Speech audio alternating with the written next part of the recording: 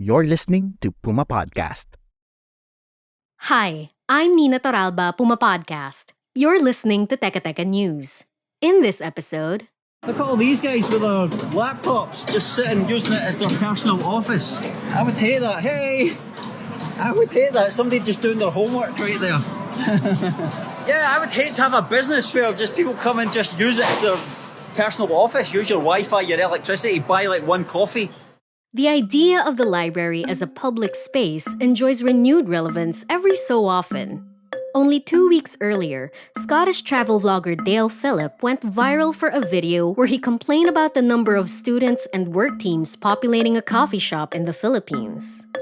On X, several Filipinos reacted to the video by lamenting a lack of other public spaces with the appropriate facilities to work and study. This is only the most recent instance that the country's need for more libraries has become a hot topic. People from all walks of life, pwede sila talaga mag-visit sa mga libraries. Hindi kailangan ma-intimidate ng mga tao na pumunta sa library para maka-access ng information. Kasi para sa mga communities natin na kailangan ng basic information, immediate information, ayan, nandyan naman yung mga libraries natin and information centers. This November marks the 33rd Library and Information Services Month. It comes at a time of rapid technological change, increasingly digital ways of consuming media and information, and the greater need for information literacy and accessible public spaces. These challenges are why libraries remain more relevant than ever.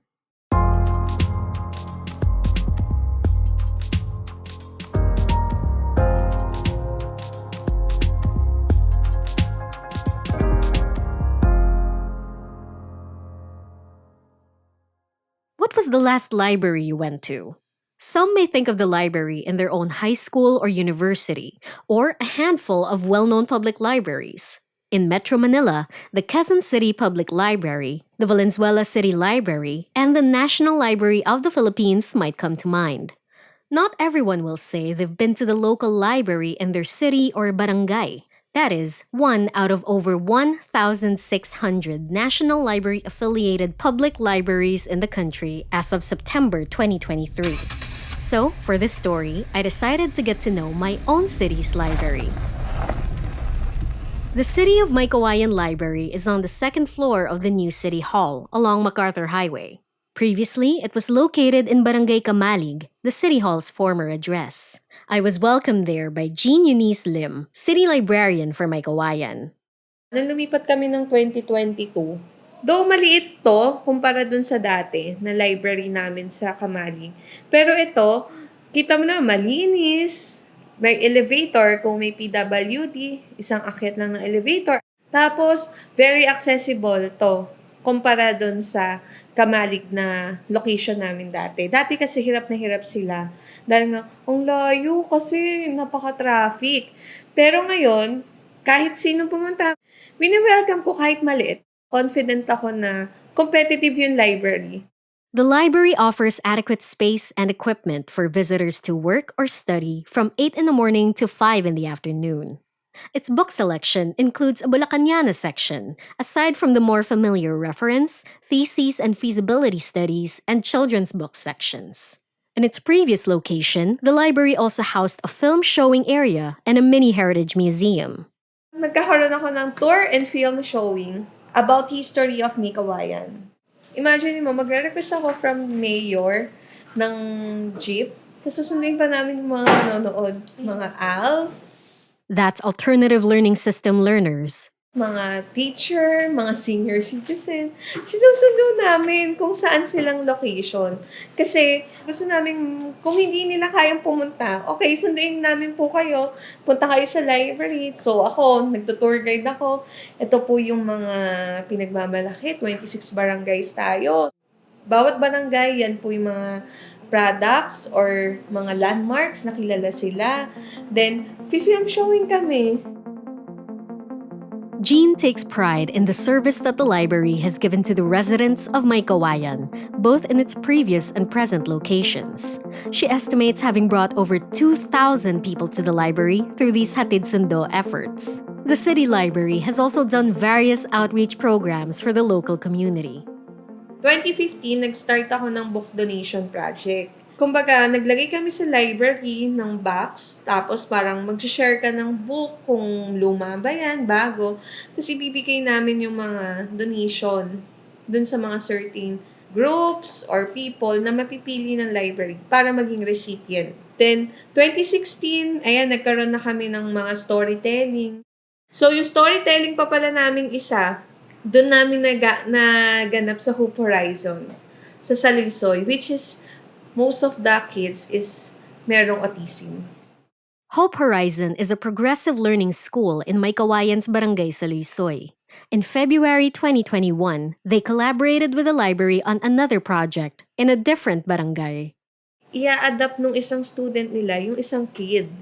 Magbibigay sila ng mga kit. Magpo-provide siya ng one box containing ng hygiene kit, foods, toys, or kaya clothes. Di punta kami sa iba, Sitio Whitewash. Nakamotor kami. Punta kami doon, lalakarin mo, tas momotorin mo. Diyos ko, bako-bako talaga. Tapos pag umuulan, wash out sila. Kumbaga yung mga bahay nila matataas. Kasi nga, tabi sila ng dikit. 121 yung batang nabigyan namin. The library's positive impact touches visitors of all ages.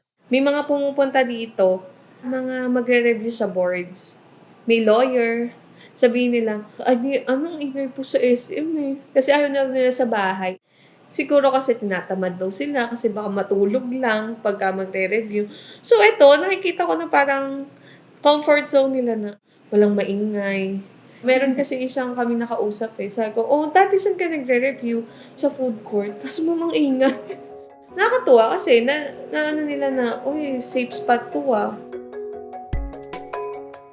Jean herself acknowledges that the city library is small compared to its counterparts in Quezon City and Valenzuela. But she and the staff see the value in what they have done for the community in Maykawayan, from providing social services to as many people as they can to helping preserve local history and culture. Their work was recognized in 2018 when they won first runner-up in the Bulacan Provincial Government's Library and Information Service Awards. Let's pause for a break. When we come back, we'll learn about another library's efforts to keep providing important services in a changing landscape.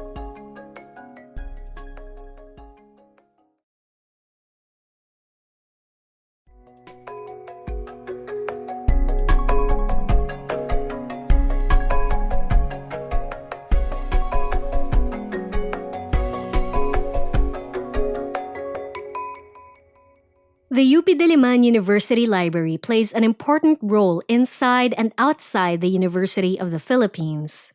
It's an academic resource for both UP and non-UP researchers and educators, and it's also an extension of UP's character as a public service university. The Librarians Empowerment and Action in Diliman is actually our outreach program. It reaches the marginalized, youth under the poverty line, those in rural areas. Part of them are indigenous communities. We have reached a few areas like in Cavinti, in Laguna, the marginalized communities in Matandang Balaran. That's John Christopherson Fredeluces, a professional librarian who previously worked at the UP Diliman Library. We spoke in August about some of the library's outreach efforts. One of our main functions is information literacy instruction. Sa mga bahay natin, di ba, meron tayong mga tinatawag na mga vital documents like birth certificates, marriage certificates. Ang tawag doon, civil documents, no? And other documents like yung diploma, yung transcript of records, no? We are compelled to teach them, no, how to properly handle their information, especially their personal information, no, na do you know that you have data privacy rights under the Republic Act 10173 or the Data Privacy Act of 2012.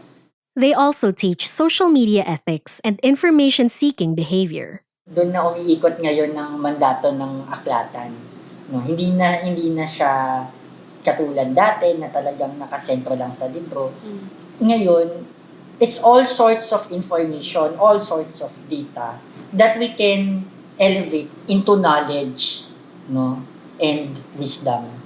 yung parang hierarchy ng information.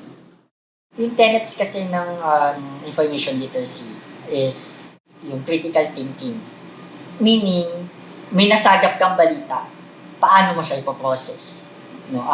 Paano mo ma-ascertain yung tamang informasyon sa fake news, sa disinformation, and sa misinformation.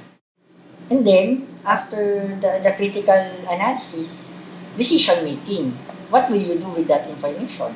Anong action mo? Magpapalit ka ba ng behavior mo? Magpapalit ka ba ng pinaniniwalaan mo? Or na-validate ba yung current practices mo? John Christofferson explains that libraries have evolved to support the way we process information. In an age of AI and disinformation, the library is not rendered obsolete by new ways of accessing data, but it becomes complementary to our consumption of it. And yet our need for libraries remains tied not only to their function, but also to their existence as a physical space. Here's Michelle Ann Manalo, a professional librarian. She heads the UP Diliman Library's Strategic Communication, Research, and Marketing section. In the same interview back in August, she talked about what makes libraries a safe space for everyone. Everyone is respected, walang discrimination, free ang lahat na express yung thoughts nila, yung ideas nila, without being judged by other people. Pwedeng-pwede nilang pagkatiwalaan ang library, hindi lang para sa mga academic activities nila, no? Pwede rin silang makipag-deal with other people na kung gusto lang nila mag-chill, gusto lang nila mag-unwind, pwede rin naman at welcome sila sa library. Hindi lang para sa pag-aaral yung library. And John Christofferson adds, space siya na that it could be welcoming to everyone in the society, no? Regardless kung anong status mo, ano yung SOGI mo, sexual orientation, gender identity and expression mo. Technological advancements and evolving lifestyles all lead to the same future, and libraries are seen as continuing to play a key role as we move forward. The UN recognizes the contribution of libraries to Sustainable Development Goals 4, 16, and 17 by providing access to quality education, promoting peaceful and inclusive societies, and supporting global partnerships for sustainable development. Ganyan kahalaga ang library sa lipunan. But to support these global goals, our initiatives must start at home. UP Libraries, Michelle says, yung bilang talaga ng professional librarians dito sa Pilipinas, hindi sapat para sa mga libraries na nangangailangan ng magmamanage or magmaman sa kanila. So, pag mas napakilala pa namin sa mga kabataan ngayon, yung profession namin, and paano kami nag-evolve, paano pa rin kami nag-stay relevant sa community, ay makakatulong yun para maibsan yung mga barriers na meron tayo ngayon sa librarianship. The 2018 Status Report of Philippine Public Libraries and Librarianship, published by the National Library of the Philippines, shows a lack of professional librarians working in public libraries. Of 433 public libraries surveyed across the country, 43.88% had no professional librarians employed. The need for an increase in the number of libraries in the country goes hand in hand with the need for more professional librarians. To date, only 56 out of 81 provinces, 116 out of 145 cities, and 608 out of nearly 1,500 municipalities have their own libraries. The Maykawayan City Library is proof that even a small library can be an important part of the community. Here's librarian Jean Eunice Lim again.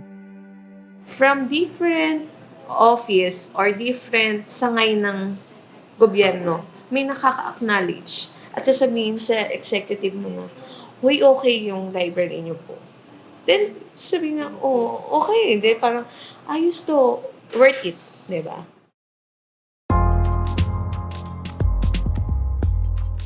Again, I'm Nina Toralba, Puma Podcast. This was written by myself and edited by Freddy Blanco. Our Teka Teka News executive producer is Jill Caro, and our senior editor is Veronica Uy. If you like this episode, share it with a friend or two, and visit your local library. Follow Teka Teka News and Puma Podcast wherever you get your podcasts. Thanks for listening.